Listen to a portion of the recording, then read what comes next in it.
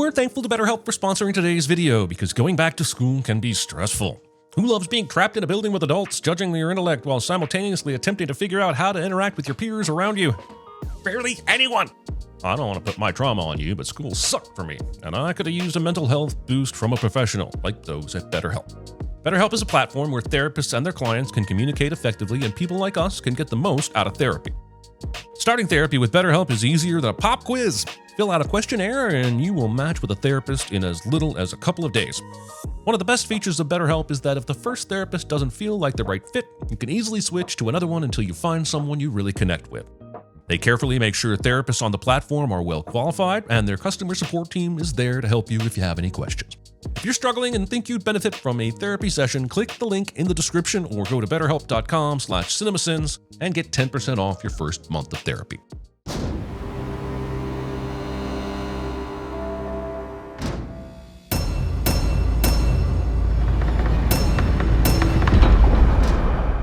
"56 seconds of logos." Also, having royalty like Michael Myers in the same shot as anything from The Purges. Ready to forget, once and for all. Movie waits until the 5th chapter to tell me how I could have erased this series from my memory. Also, let me get this straight before we start. This is the 5th movie, which takes place after all the other movies, but is most closely related to the 2nd movie because the 3rd and 4th movies take place before movies 1 and 2. Cool. So have we met the Nun or Annabelle yet? Also, were we ever going to get closure from the end of Insidious Chapter 2 when Ghost Elise saw a terrifying demon in baby Jenna Ortega's house? They ain't never gone back to that. You will only remember Dalton's coma and his recovery. I'm curious how this mind wiping actually works. Is Josh going to have a long blank stretch of time where the hauntings happened, or is Carl inserting Mandela effect-like memories? If so, does he get to choose what they are, or does he just f*** around and do shit like the Berenstein Bears? Also, I'm calling 100% bullshenanigans that Carl can even pull this off. Not only is he specifically erasing any knowledge about the further and astral projection while leaving other shit alone, he's doing so for an entire year. And reaching back into Josh's childhood to re-erase the stuff that Elise erased once already. And he's doing this to 2 people at the same time. Bullshenanigans. Okay, 9 years later makes sense because that's about how long ago Insidious Chapter 2 came out in relation to this movie. But Chapter 2's story was basically a day after the first Insidious, which came out in 2010. This should be more like 12 or 13 years later, but you need Dalton to be 18 for the story because he's an incoming freshman at college. Anyway, fast forward to later in the movie when they pull up a YouTube video and you can see that the number of dislikes are not displayed, which didn't happen until November of 2021, so we're at least 11 years in the future, and whoops! I forgot they showed Dalton's phone, which shows the date as September 7th, 2023. So unless the first Insidious was set 3 years in the future, I'm calling bullshit on this 9 years later crap. There is a season. Time to be born, and a time to die. Dalton thinks he's reading from the book of Ecclesiastes, but this passage will forever be the book of the birds, and David Crosby's gonna haunt your ass. Why is it that just because an actor is unavailable or didn't want to do a sequel, they killed him off for absolutely no reason? Is it because asshole channels like us will ask, where the f*** is Barbara Hershey if they don't? Why can't she just be kicking it in the Bahamas with her phone turned off? I can't explain why, but this white cord that Dalton is using to hold up his pants is pissing me off. Maybe it's because I expect something more formal at a funeral? Maybe belts just aren't cool anymore. Were they ever? Anyway, I'm sure we can just move on from this and never have to worry about it tying into the movie at some critical point. Your mother was a fine friend, Josh. And you make no difference in this picture whether you exist or not, Miss Marple. Death floods the mind with memory. Damn it, Carl, are you f***ing hourly? Are you trying to jog his memory so they hire you to erase it again? Josh is a slow texter, so you can see why the movie wanted to capture this moment in real time. Also, holy f***, they're gonna show this whole text exchange, aren't they? And when I think of Unbroken Shots, I think of Touch of Evil and Goodfellas. And now, you gotta put Insidious the Red Door right there with him. A nondescript figure who will eventually learn is Josh's dad will creep toward the car while Josh is enjoying some memories. I have no idea what their internal logic for slowballing their haunting is, but I suspect it might be an attempt to horror movie for a couple of seconds so that this particular horror movie can go back to not being a horror movie for a while. Movie got prime footage of the script being written and made sure it got into the final edit. Ah, yes, we have finally hit the stage of the series where the actors are directing the movies. I'm sure that won't be an indicator that this should have ended long ago. Listen, that moment in the first movie where we see the Darth Maul demon behind Josh is iconic for a reason. It was in broad daylight. It wasn't telegraphed, and it is exactly how you do a jump scare if you have to do one. But god damn it, this franchise has been trading off that one moment for so long, I'm half expecting him to return with robot legs in the next movie. What a lovely interstate drive this is. You get the road all to yourself while everyone in the city is behind you 1,000 feet away. Even more thrilling texting action. Granted, you can measure the amount of time it's been since I've been to college in decades, but it seems kind of f***ed up that this place makes you walk this kind of distance to your dorm instead of simply being able to park there to unload your stuff. I suspect that the filmmakers just wanted a shot of them walking past all the college cliches. But regardless, this walk is sinful as shit. Guess I didn't make the wall, huh? Neither did Trump. Boom! I'm sorry I haven't been around lately. Skip. Wait, why are we at the credits? Oh, for fuck's sake, is the whole movie just about father-son drama? Good God, it's about time. Feels like someone like Chris should have come in through that doorway back at the cemetery. I thought my roommate would be a Guy. yeah. Probably just confused by the name Chris. Right. Because that would never happen with a name like Dalton. Chris has a point. Although from 1989 onwards, most Daltons were expected to be mullet-wearing, ass-kicking bar bouncers with a penchant for handmade, do-it-yourself tracheotomies. I clearly interrupted some boy bonding. I'll be back. See? She's been here less than a minute, and even she wants to skip. At least you got a father. Stop blaming your dad for the shit that you screwed up. He left. Like 40 years ago. Get over it. Wrong answer, Ty. The correct answer is... Dad's leave. No need to be a pussy about it. Hey, man, how are you? I'm good, just chilling, looking casual. Casually chill here, looking all chill and casual. Hey, do you think we'll get to be demons in Insidious 6 if we nail this? Oh, good. Josh is back in his car for more sadness and contemplation. Is this the new Mazda Sanctuary? Oh, yeah, that would explain it. So, what did they say at housing? They said tough titties. Huh, in 2023? You want to blow my hooter? Yes, as long as I get to touch those tough titties. What? That's what the keys of a hooter are called, right? My cooties are good cooties. Huh, in 2023? Oh, f*** off with your call back. You should totally play Tiptoe Through the Tulips by Tiny Tim. At least that would have been some valid foreshadowing, which I would have also said.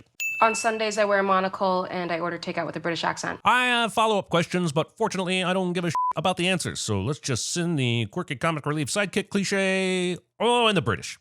I don't remember when I was 10. Of course, Chris picks a memory from when she was 10 so that Dalton could share that he has no memory from being 10 because the movie spirits are on a mission to puppet this conversation in a direction that will maximize bonding with the fewest words possible. Ever since my coma, I've been afraid of the dark. Just as long as you don't keep me up with some bright-ass nightlight. Seriously? Well, what did you think was going to come of him saying, I'm afraid of the dark? Yeah, I'm afraid of the dark, but I don't really do anything about it. Sorry if my blood-curdling screams wake you up in the middle of the night, but at least you won't have to worry about an extra 50 lumens in the room. Also, you, that is some weak-ass nightlight. I think this room is still technically pitch black, so don't go acting like he just turned on the sun. Hey, bud. It's me. You'll never guess where I am right now. Yes, the car! How did you know? The drawing. Tear it up. Awesome! Just what this horror franchise needed. A hard-ass art teacher. I didn't quit. Yes, you did. You just haven't realized it yet. That's nonsense. I am not interested in the rules of art. We are going to break the rules. Dead Poet Society 2, Whiskey Tango Foxtrot. Also, don't you need to know the rules in order to properly break them? Like, I assume this movie knows exactly how to do horror and tension based on how efficiently it's managing to not do horror and tension. 10, 9. No one will be seated during the teacher counts backwards from 10 scene, complete with all the numbers, with such hits as 7 and 3. And for Patreon members, they'll even throw in the number 1. Yo, here's a Band-Aid. There's always a student who gets cut up by a demon from their unconscious on the first day, so I keep them with me at all times. Also, nice gesture, Professor, but that wound needs to be cleaned first and is way too big for that piddly Band-Aid. There's someone with you. Fuck this movie for making the nightmare tube of horror that is the MRI machine even more terrifying than it already is. These things are wonders of medical technology, and we do not need to be giving people even more reasons to be scared of them. Also, who the fuck even is this? Just a fucking ghost of some patient that died in the MRI machine? What do they have to do with Josh? Okay, it ends up being a dream, but where the fuck is he pulling this from? Or is this scene just another attempt to remind us we're in a horror film that occasionally remembers to horror film? Also, this demon begins their fuckery by stretching their hand past Josh's face, but then disappears when Josh tries to get a good look. Then the demon tries another approach. Why not frighten from the front, they ask. And the demon crawls menacingly towards Josh, but my question is, would this be less scary if the demon just stayed where they were? Why change approaches mid-fuckery? My mom passed away recently. Not to mention my son left for school, and my ex-wife hardly talks to me, so... The doctor told Josh about stress possibly causing this fog he keeps talking about, which we've been led to believe has been going on for years. But he brings up two things that just recently happened as potential stressors, which would have no bearing on a years-long fog. Yes, people would do this in real life, but that's a sin too. So the power goes out, which causes Dalton to plug his haunted lamp into the power station thing. But if the power is out, why is this fan still working? And don't tell me it's fucking ghosts, because that is some petty-ass bullshit. Sure, I'm gonna f with the guy, but I'm gonna make sure he's still properly ventilated because I'm not that much of a dick. Thinking that a dry tissue was going to clean a bloody handprint from a blanket. Now, I don't know this from experience, it's just fucking common sense. Is a point I've been told to make very clear by my lawyers. I know this seems like a demon under a sheet scaring Dalton here, but this is merely what happens when you don't clean your sheets after a full week of masturbating. You want to join a frat? Chris sees a crumpled up piece of paper in the trash, and that's the conclusion she reaches. To memorialize the night that Dalton Lambert actually has fun. You've known him for less than 48 hours, Chris. Party's lame. Confirmed. So let's go upstairs and look through everyone's shit. How is that supposed to be fun? The only way that would be fun is if you know those people. I'm not condoning it. I'm just saying that the fun you have by looking through everyone's shit requires some familiarity so that the blackmail is sweeter. Oh, no. This is Nick's room. Nick is the guy we just saw a minute or so ago. You have no relation to Nick. What is this oh no shit? And this is Nick's butthole cream. I'm gonna go spread this on the communal crapper. BRB. What she actually meant to say was, I need a reason to not be here while you get haunted, and I need that reason to be as needlessly gross as possible. This guy goes up to his own room, takes a condom from the box, and tucks it into his diaper. If he's really gonna score, why wouldn't he just leave it here? Is he expecting to go off-site to f***? Considering that this ghost is preparing to projectile vomit on Dalton, he is doing incredible work holding it in until the perfect moment. We need to go. Now. But this is just getting fun. It is not. We might get drunk enough to find you attractive. Even though you look like a clown. Wait, why does she look like a clown? That's not even a burn that makes sense. Especially coming from the man dressed as a baby. Maybe that's the point. And maybe I just want to send this f***er anyway. I'm more partial to kick the dick. You know, when Chris kicks Nick in the dick, I don't notice any of the condoms he stuck into his diaper in this shot. I just want everyone to know that I slow down and freeze frame these images every week, and I have no ill after effects from that. Jelly Beans ate my typewriter. Let's go! Hey, buddy. It is me again. I went to the doctor. The transcription inaccurately says, hey man, just trying you again. But after that, it is very accurate. So why did it mess up the first line or two that badly? Also, Dalton has saved Chris in his phone as Chris roommate when he already knew she wasn't going to be his roommate for more than one night. So do these lanterns hold more meaning than the movies have told us? Like, are they actually the spirit of someone important to the holder? I think Elise's mom turned into a lantern after she saved the day in the fourth movie, and I think Elise did the same thing for Josh in Chapter 2. I'd love the movie to explore the mythos behind that more, but then I'd have to give up something incredible like that entire scene of the frat ghost vomiting in Dalton's face. Our hero rediscovers that he has the ability to leave his body, and the first thing he does is spy on his new female friend as she sleeps like a fucking creep. And okay, maybe he thinks this is just some kind of lucid dream, but that just means he's being a subconscious creep too. This sign says welcome to our room, which is weird considering you'll most likely be reading it on the way out. This demon had so much fucking time to grab Dalton but waited until the last second to make its move, which means it ended up being foiled by a closed door. I mean, randomly opening and closing doors is all these fucking ghosts do. This should have been a piece of cake. Please don't tell me you're really just a creep. Wasn't she the one who suggested that they look through everyone's shit at the frat party? And we were supposed to be all happy about it because they were dumb rich frat kids? You got an extra pillow? After admitting he walked into her room and after telling her a crazy story about seeing dead people, she wants to stay here tonight. Movie is about to play a memory game with you. See if you can memorize this scene, and when Josh comes back, the door was closed and now it's open. Vagina dentata, vagina dentata. You see, this is important character work because Dalton told Chris that one of his weird quirks is that he eats instant oatmeal on its own. And now Josh is doing the same thing. And why am I talking about fucking oatmeal right now instead of anything remotely insidious? Jesus Christ, Dalton. Why did you send a happy picture of you and Chris before telling your dad the party was lame? Applying poker to this, I'd say you just slow-rolled your dad. Monster. Hey, Dalton. Feels like Josh could have made this memory game without all the trouble of taping the pictures onto his window, but I'm not the one who's a bad dad, so I guess I can't relate. Golly. Dalton. Dalton! Apparently Carl's mind-wiping powers are so f***ing good that they're preventing new short-term memories from being formed. This man has a legit superpower. Why isn't he using this for good or evil, or at least making a shit ton of money from it? When I see scares like this, my mind gets preoccupied with a lot of stuff. chunk, actually, that I just can't shake. Like, what's the ghost demon doing until this moment? Are they in the Haunter's Lounge sipping coffee with an iPad streaming Josh's day like the Truman Show? This isn't a good time to haunt Josh. I'll wait until he's doing something unusual that blocks his vision, and then I'll stand outside really far from his house so that when one of the photos is removed, I'll be visible, and that'll be scary as shit. Oh, sure, I'll disappear, but I'll keep getting closer even if he doesn't notice me. I'm sure someone will notice me, even if it's not Josh. Also, Josh is playing a memory game where he keeps rearranging the order of everything after he fucks something up. Works great if you're a movie trying to set up a scare, but what the hell is he doing? I thought the point of the memory game was to allow for fuck-ups until you get everything correct. Then you can rearrange for a new game and keep getting better at it. Also, Josh's dad decides to be an absolute asshole by waiting outside for no reason and then suddenly bursts through the fucking windows. And this whole thing makes even less sense on your second time through the movie when you know he's actually trying to help Josh and not fucking kill him. How is this helpful? Nothing tells us how urgent the situation is, like seeing a ghost standing in front of us while the protagonist turns his head and calmly looks for a place to run.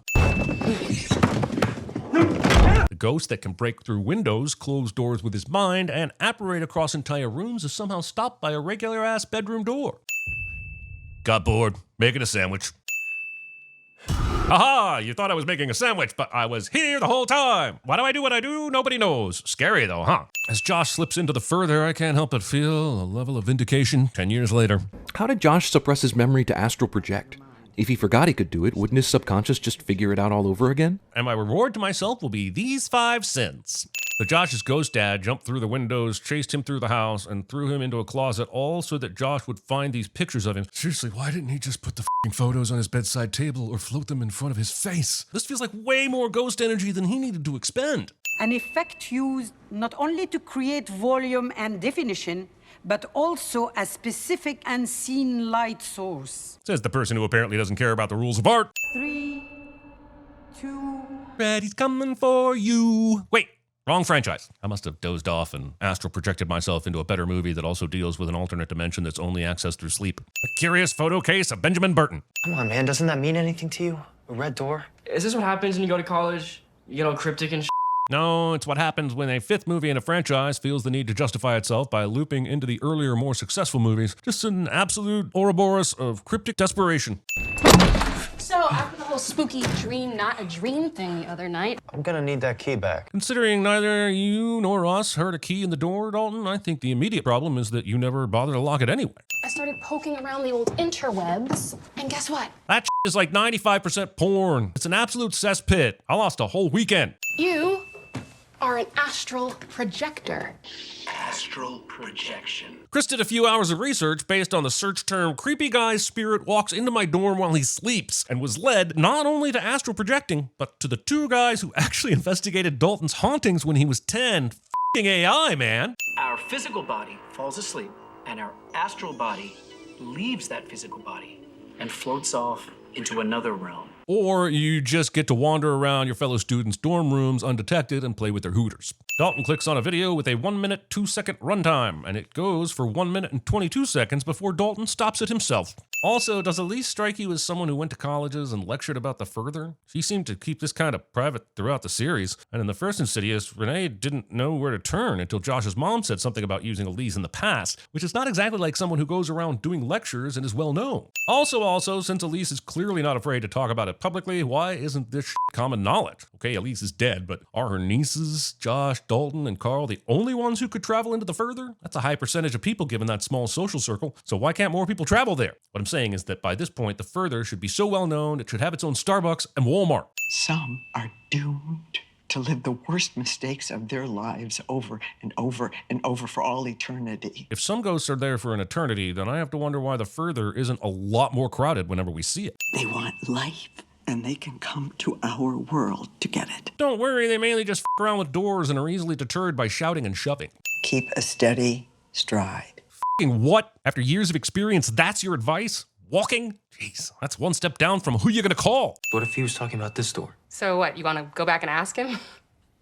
Seriously? I'm with incredulous Chris. Of all the possible souls in the further, do we seriously have to keep visiting the projectile puking one literally ad nauseum? So what's the plan? I got this. Can I help you? Well, that was quick. Why wasn't the plan to fall asleep outside? They have to be in the house to do this? Can't he just take a snooze in the yard or somewhere nearby and then ghost walk to the frat house? I need a room with darkness. You mean like your own dorm room? Why do you even need a room here in this frat house? Bingo. Yep, there definitely won't be anyone who will ever come back up to their room here. Once a room is empty, it's vacated for life. Go ahead and do your flatliner shit in here. It'll be fine. What are the chances those bed sheets are crusty? I'll take the dirty floor. The floor probably has just as much dried crustiness that you fear on the bed sheets, including other grossness that you wouldn't have gotten on the bed. Besides, we're going to worry about what's on a college kid's bed sheets when we're about to go into another dimension? This American flag doesn't have the correct number of stars and all the stripes are f***ed up. Okay, you ready?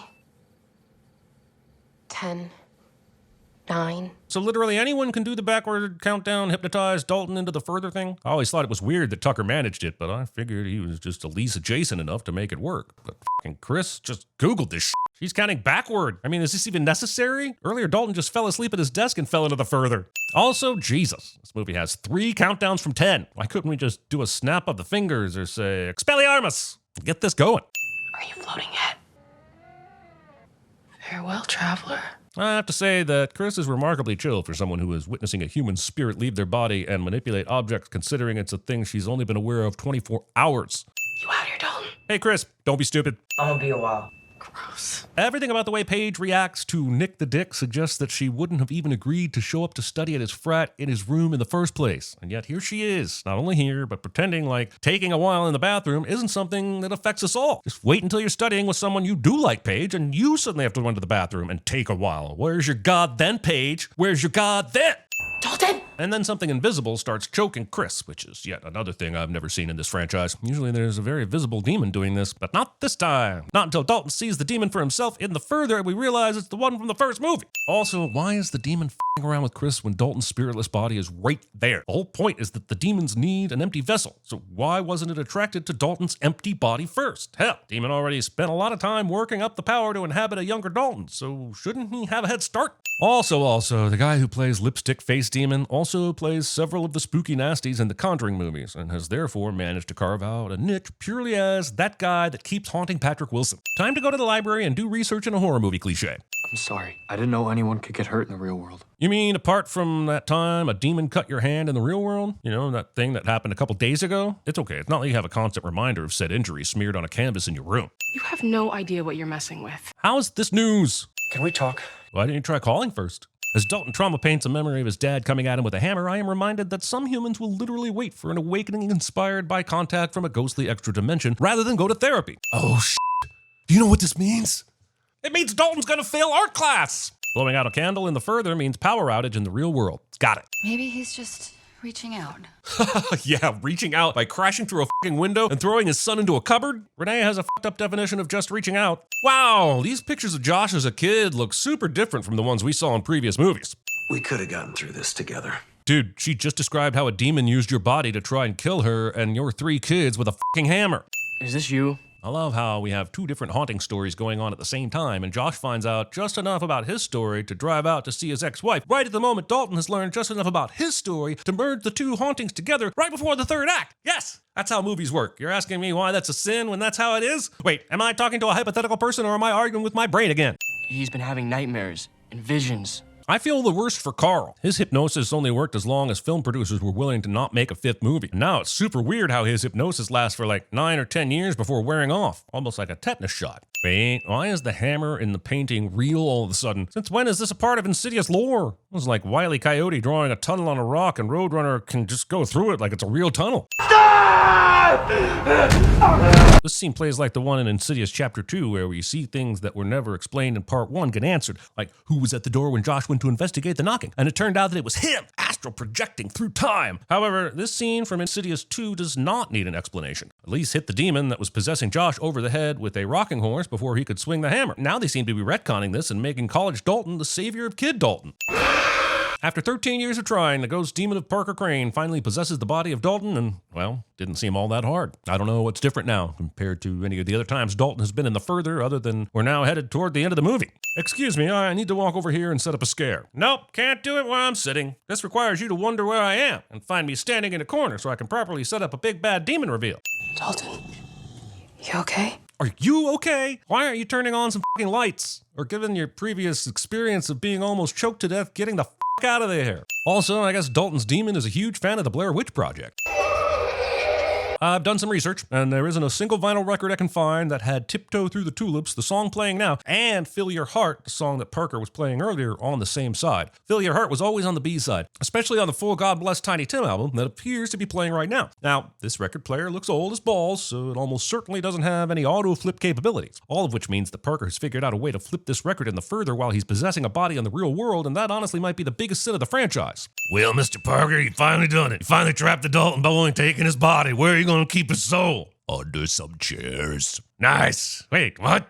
Under lots of chairs. Wait, how did Josh get here? He and Dalton took a road trip to get to the college, so did Josh, ghost walk here all the way from wherever Renee's house is? Or are we saying he took the further version of his car and drove for a few hours on the further version of the highway? God, I can't imagine how many assholes are driving around in the further. We're gonna get out of here and we're gonna get home, okay? It's amazing how the further can be anything the movie wants it to be. It can be your world, only you're invisible. Or it can be a place where you can run into the hot, sexy local dead people in your area. Or you can time travel somewhere in the real world to get clues about something going on in the present. And this is yet another wrinkle they've added. Josh can now see into a window of the past in the further itself. The return of this f***ing string cord belt bullshit. It makes no sense. Okay, maybe it's slightly easier to throttle someone with a cord versus a belt, but I think this demon would have made do just fine. Behold, the movie takes us to the sinister world of Kiss. Man, this is embarrassing. The demon shackled Dalton the exact same way he did when Dalton was a child and didn't make any improvements. And now he's free again. 9 years and all he could come up with is the same f***ing shackle. So, is this the demon that possessed Dalton, but now that he's gone back into the further to retrieve him, he's left a mere shell of himself back in the real world? Is that how this works? He's coming! I wouldn't worry, Dalton. Despite knowing the importance of this door, he will not use his ability to instantly teleport himself in front of you to stop you from passing through it. He's much more interested in hanging out back here and then suddenly screaming in your face. Also, goddamn, this is a lot of candles for demons who supposedly do not enjoy the light. Will closing the door really stop shit? Who made the rules? Who made the further and decided I'm going to keep all the bad guys behind a red door? Now, if you open that red door, you'll get some occasional hauntings and a gradual possession, but if you destroy that door, it actually traps the demons in there. Why even build a f***ing door in the first place? Did it just come with the further as a package deal? Why are there physical things you can do to affect these ghouls and demons? These scenes in Dalton's room are so dark that I have no idea what I'm supposed to be scared of. We gotta have to find something to block it, something to seal it! Yeah, what happened to that? Back in the first movie, there were all these chairs stacked in the back of the room that could be amazing for door jamming. But I guess the movers came in and took them. And no, these are not the same chairs that Dalton found himself under a minute ago. It's okay. You go. I feel like this is what happened when the studio was trying to figure out who was going to direct this thing. James Wan and Lee Winnell were out, and somebody had to direct it, so Patrick Wilson sacrificed himself for the greater bad. Why are all the demons sneaking into the real world and crawling up Dalton? Isn't Josh holding the red door closed supposed to stop that? Why can these demons crawl around in the real world but Parker Mole can't? Also, it looks like the demon just decided to stop breaking the door. I mean, it looked like it was working. I'm kind of confused why he hasn't been trying to break through it before now. Also, if being on the other side of this door is such a big deal, why didn't all the demons move their respective abodes to this side of the further while it was open? There's no need to be on the wrong side of this door once it's opened, right? Dalton. Really? You're rolling stonesing this and not even giving them 40 licks of lip service? Also, no, really. No. Are we really saying Dalton's f***ing painting matters? What the The f***ing This is like voodoo. Since when is this an Insidious thing? F*** out of here with this . Hey, son. Sorry about that nonsense earlier where I scared 20 years off your life. I had to wait until the movie wanted me to be a good guy before actually helping you out. Oh, one more thing before I go, and it's super boo. Nah, I'm just f***ing with you. Little ghost humor there. Anyway, have a good life, buddy. I guess I just exist as a lamp now. You come a little earlier if you want. Join us for dinner. Now that you're not in danger of being possessed by a demon anymore, wanna I know you. Sure could have used your help a few hours ago. I nearly had to sacrifice myself for my son. Could have used someone to ward off demons. No, I'm not a crazy person. I probably wouldn't paint anything ever again knowing the power I have to conjure the spirit world through it. Although I might paint myself a pepperoni pizza. That would be awesome right about now. The director made sure Dalton drew a picture of an apple next to this Insidious Chapter 2 callback, so we'd be certain a demon possesses his asshole. Wait, an asshole possesses his demon. Wait, an apple possesses all of us. The demon was in you all along. Nailed it. As we listen to Patrick Wilson cover Stay, I am reminded that my favorite part of Saw was when James Wan sang a cover of Tub Thumping by Chumbawamba. Notched it up a whole letter grade for me.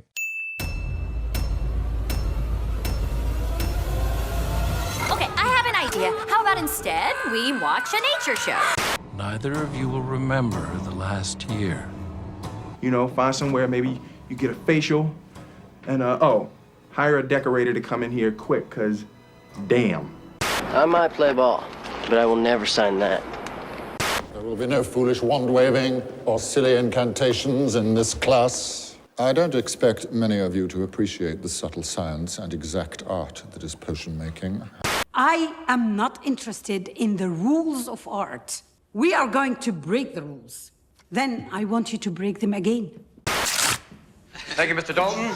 Today we find out if I'm your daddy or the German Shepherd. Matching games, like kids do. You want me to play kids' games? We can learn a lot from kids. Copping 50 miles is running his ass off, and I'm out here playing kids' games in the park. May I offer you some diaper pudding? It's a bit nutty. We were just looking for some privacy, you know? We were gonna do it. I'd rather watch my parents do it. It's a weird flex, but sure. Surprise, motherfucker! Help me hold the door!